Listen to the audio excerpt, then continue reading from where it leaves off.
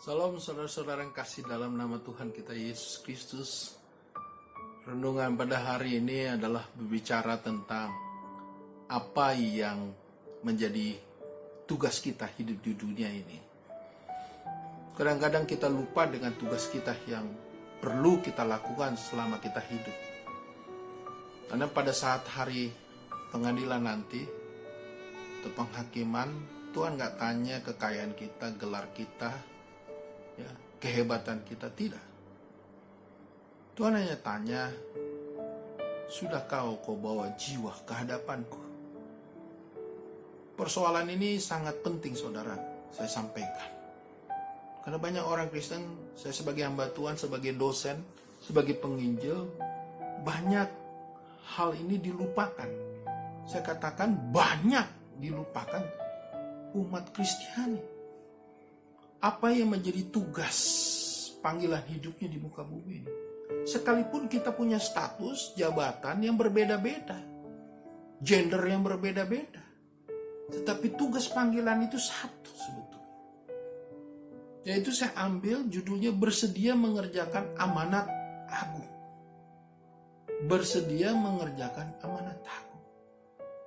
Nah, ini yang sering dilupakan umat Kristiani, makanya saya sebagai hamba Tuhan mengambil renungan ini untuk kita betul-betul mengingatkan ulang bahwa kita punya tugas panggilan. Apapun gender saudara, mau laki mau wanita, mau tua mau muda, ya, mau presiden mau dia direktur, komisaris, ya, pelajar, mahasiswa, apapun, semua sama. Kita bersedia mengerjakan amanat agung.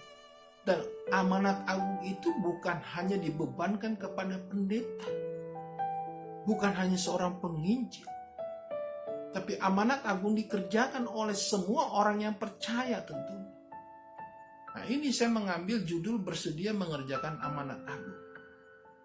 Saya mengambil 2 Timotius 4 ayat 2 sebagai landasan firman Tuhan pada hari ini. 2 Timotius pasalnya yang keempat, ayat yang kedua, saya akan bacakan.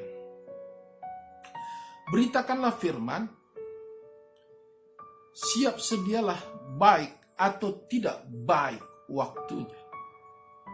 Nyatakanlah apa yang salah, tegurlah dan nasihatilah dengan segala kesabaran dan pengajaran. Wah, luar biasa ayat ini bagi saya. Luar biasa. Ya, beritakanlah firman. Ya, beritakanlah firman. Baik atau tidak baik waktunya. Nah, ini. Baik tidak baik waktunya. Mari kita beritakan firman. Ya, karena semua hari, semua waktu adalah milik Tuhan. Jadi Tuhan katakan baik atau tidak baik, beritakanlah firman. Nyatakan apa yang salah, tegurlah. Karena firman itu adalah untuk memberikan kebenaran. Yang salah Tuhan luruskan. Yang bengkok Tuhan luruskan.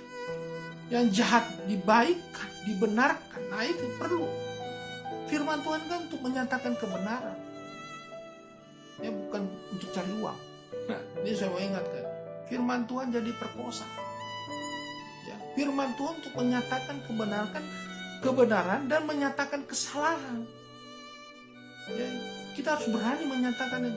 Jadi kadang-kadang ya, saya katakan pengkhotbah yang baik itu ya, kadang-kadang pengkhotbah yang baik itu bukan yang pintar melawak.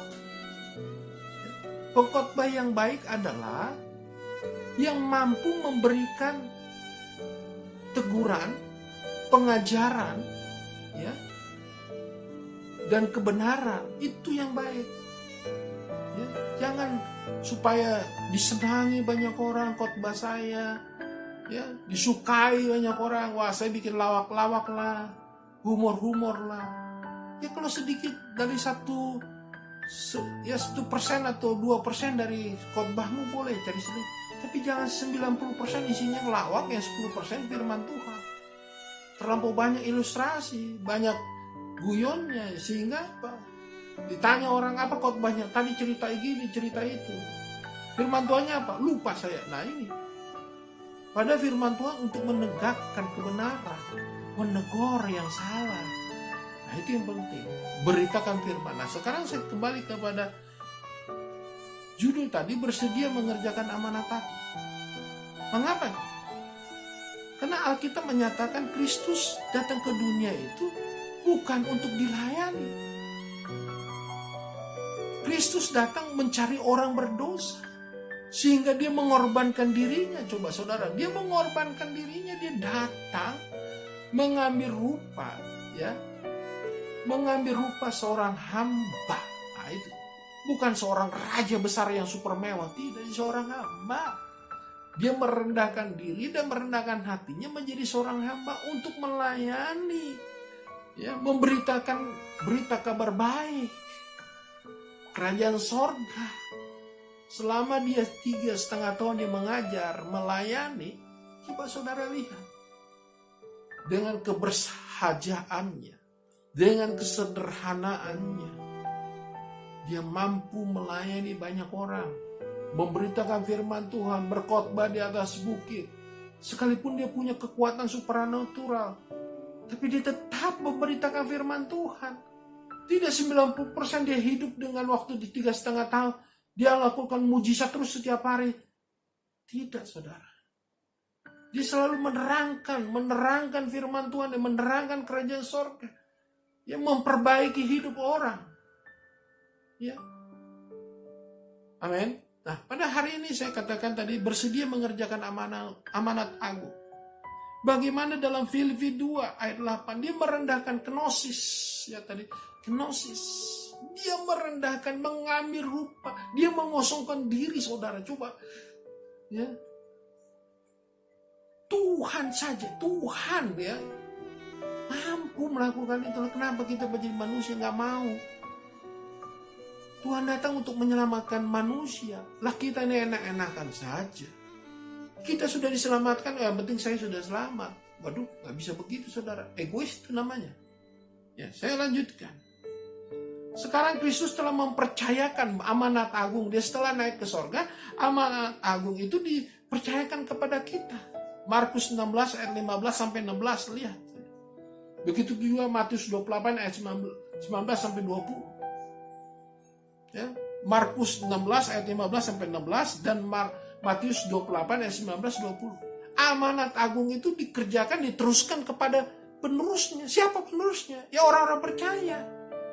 Jika saudara orang percaya, saya katakan jika kau mengaku orang percaya, lakukan amanat agung.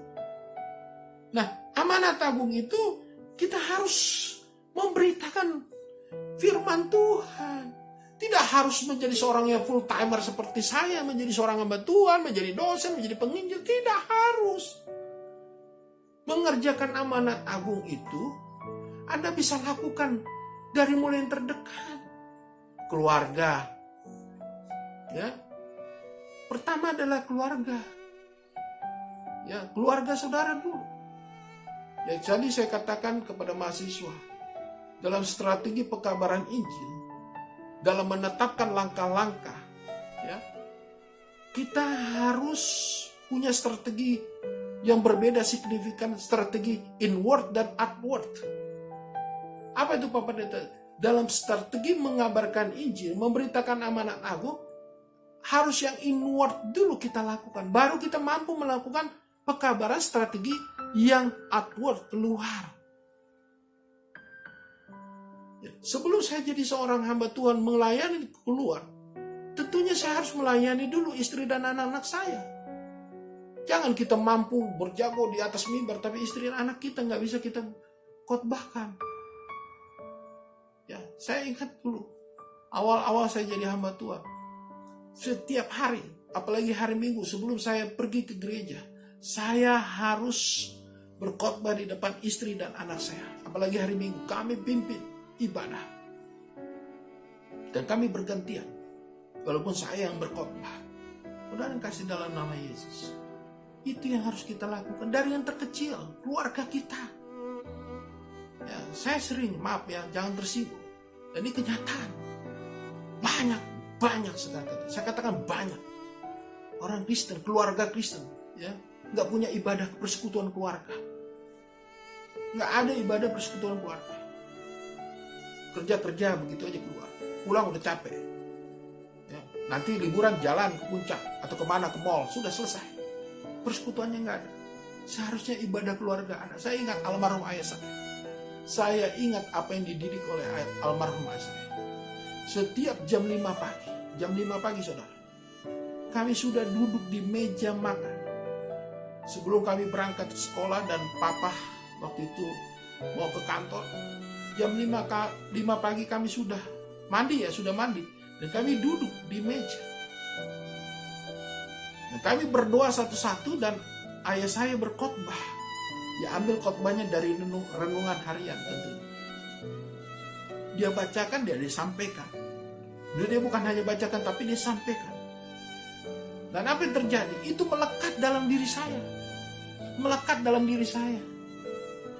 Tentunya kita pun mau seperti itu. Generasi anak Tuhan seperti itu. Keluarga-keluarga Kristiani seperti itu.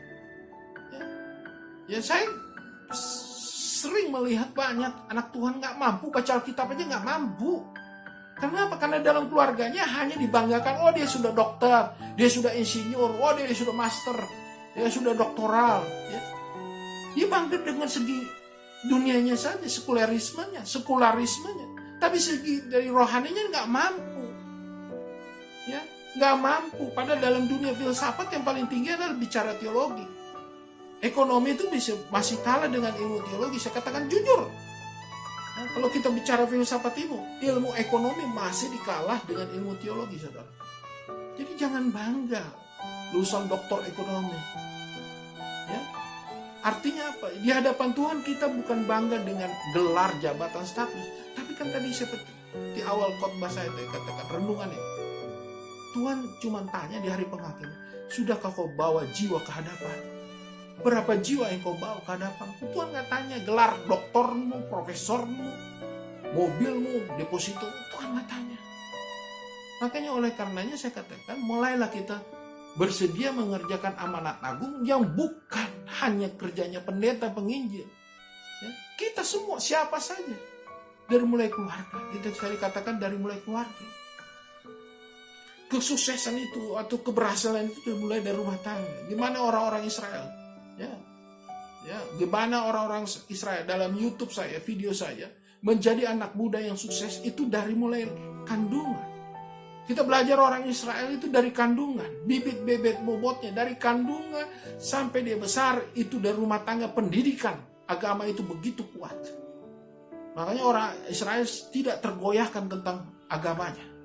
Oleh karenanya saya mau katakan, mari kita menjadi orang-orang yang super hebat, seperti orang Israel. Kenapa? Karena orang Israel kan pintar-pintar, saudara. Ya, jadi jangan bangga cuma sekularismenya, tapi rohaninya juga harus pintar. Nah, bersedia mengerjakan amanat agung, dan saya katakan, kalau kita dimulai dari rumah tangga, keluarga kita, baru kita masuk dalam lingkungan kita.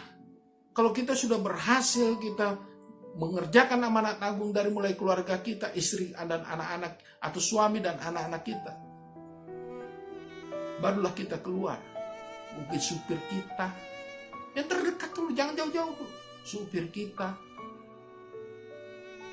asisten rumah tangga kita, pembantu kita. Pak Pendeta cuma ngomong doang. Enggak, saya sudah buktikan. Saya punya pengasuh, sudah jadi hamba Tuhan. Dari yang non percaya, sekarang jadi orang percaya dan jadi hamba Tuhan. Ya, kita memberitakan amanat agung tidak harus khotbah dia, tapi kehidupan kita, kitab kehidupan terbuka tentunya. Dan kita punya strategi berbeda. Ya. Berbeda. Caranya berbeda. Ya, kita kan pendekatan, personal approach.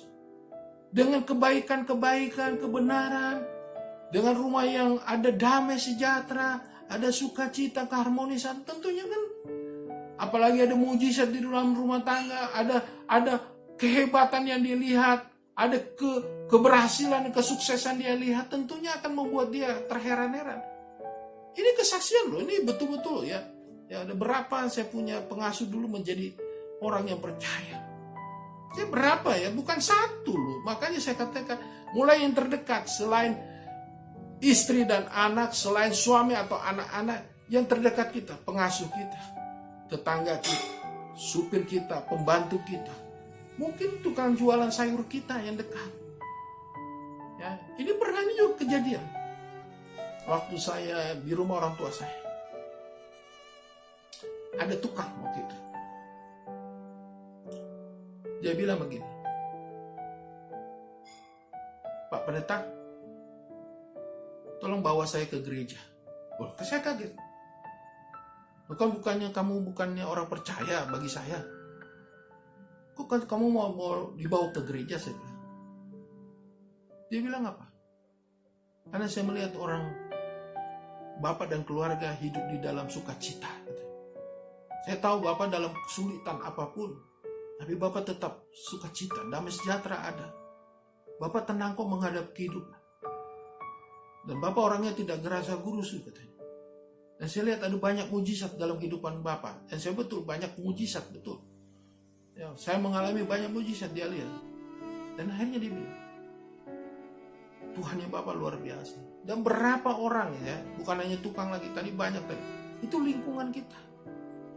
Waktu saya dalam urusan pekerjaan juga, waktu saya pergi ke Cianjur, begitu juga. Ke Tangerang juga begitu. Padahal saya nggak khotbahkan, tetapi kita melayani mereka, melayani personal approach. Waktu itu saya melakukan pekerjaan dan melakukan personal approach. Dan pada akhirnya mereka bilang, Tuhannya orang Kristen luar biasa ya Pak ya. Bayangkan mereka orang yang tidak mengenal Tuhan Yesus, akhirnya bisa mengenal Tuhan Yesus. Jadi saya mau katakan, menginjili itu tidak harus kita di atas mimbar, saudara, harus jadi pendeta dulu full timer, tidak. Dari kehidupan kita sehari-hari. Apalagi saudara sebagai pengusaha, saya mau tantang, saudara sebagai pengusaha, you punya staff, you punya anak buah, bagaimana? Ya saya sering menegur teman-teman pengusaha ya, dari mimbar ini saya mau katakan, dari renungan ini saya mau katakan, sudah kau bikin persekutuan di kantormu? Sudah kau bikin persekutuan di kantormu?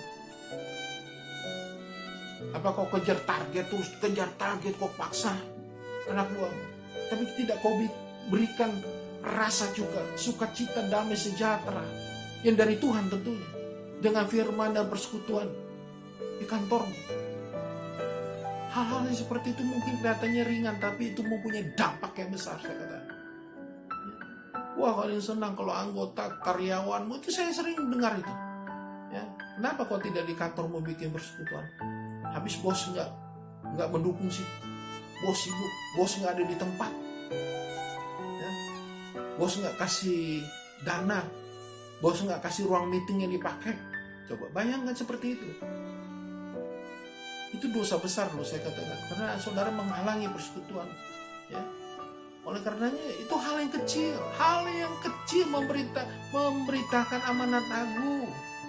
Ya, jangan berpikir harus pergi ke daerah, pergi ke luar negeri, penginjilan ke pedalaman. Nggak harus berpikir seperti itu, saudara. Amanat agung itu kepada setiap orang yang saudara kenal, yang dekat dulu. Inward, di dalam, itu di dalam. Baru nanti outward. Kalau saudara sudah terbiasa memberitakan amanat agung dari mulai yang terkecil, nanti Tuhan berikan yang terbaik karena kebiasaan itu semakin baik, semakin besar. Setiap perkara kecil Tuhan berikan perkara besar. Ya, kemana saja mulut saudara tidak berhenti menyampaikan amanat agung. Ya. Jadi jangan berpikir yang susah, berat. Enggak, jangan berpikir seperti itu. Yang kecil-kecil saja. Ya, contoh saya bilang. Ini contoh ya. Ini contoh. Pernah saya bilang begini. Kalau mati, kau kemana? Jadi bingung deh. Dia maunya ke surga, Pak. Terus, kalau ke surga dengan kehidupanmu yang seperti ini, dengan dosamu, apa kira-kira kau bisa masuk surga? Mulai dia diam. Sekarang saya tanya, dengan dosamu yang begitu besar, apa kau bisa menebus dosamu dengan kau bisa masuk surga? Saya bilang. Ini kepada orang yang tidak percaya tuh saya sampaikan. Ya nggak bisa lah Pak. Mana banyakkan dosamu dengan amalmu, saya bilang. Banyakkan dosa. Kira-kira kau bisa masuk surga nggak sih? Ya nggak bisa Pak. Ya kalau gitu, baru Anda tawarkan. Mau nggak kau menerima keselamatan supaya masuk surga? Baru dia tanya, bagaimana caranya? Baru situ Injil masuk. Caranya kau sampaikan. Jangan terus langsung kau percaya pada Yesus. Enggak, jangan begitu. Bertobatlah, kerajaan Allah sudah dekat. Jangan begitu. Ya, orang juga bisa marah. Apalagi kalau Anda datang ke kedai minum, di situ orang lagi pada minum, ya, minuman alkohol maksud saya. Terus Anda bawa Alkitab, bertobatlah, kerajaan Allah sudah dekat. Ya, Anda akan dilempari sama botol atau gelas. Bukan begitu caranya. Enggak begitu caranya. Ya, kita belajar pendekatan, personal approach dengan ramah, ya, dengan baik, dan memberikan pengajaran, memberikan jalan keluar, ya, solusi yang baik, ya. Bagaimana kita untuk mengajak mereka untuk mengenal Tuhan, ya, itu dulu. Baru bicara keselamatan. Kalau sudah 2 poin itu dikenalkan Tuhan dan jalan keselamatan, pasti Roh Kudus bekerja. Jangan kau berpikir, saya harus mampu. Enggak. Dengan kesederhanaanmu, dengan apa adanya, Tuhan memampukan kau. Asal kau punya niat, ya. Tapi dengan baik. Jangan kau niat yang ada, istilahnya ada bakwan, ada udang di balik bakwan. Jangan, ya, jangan punya motivasi seperti itu. Motivasi yang benar lah. Bersedia mengerjakan amanat agung. Oleh karenanya di akhir video ini saya mau katakan, Tuhan sudah bersedia turun menjadi manusia untuk menebus dan menyelamatkan manusia. Dan pekerjaan itu dilanjutkan, diestafetkan kepada orang percaya. Markus 16 ayat 15-16 dan Matius 28 ayat 19-20. Tugas itu kita ambil alih. Sekarang saudara bekerja sama dengan Tuhan. Itulah tugas panggilan kita sebetulnya, kita hidup di dunia ini. Mari kita lakukan berita amanat agung dengan baik. Beritakan, baik atau tidak baik waktunya, beritakanlah firman Tuhan untuk memberikan pengajaran yang baik, sehingga orang banyak menerima Yesus dan menerima keselamatan. Tuhan Yesus memberkati kita semua. Amin.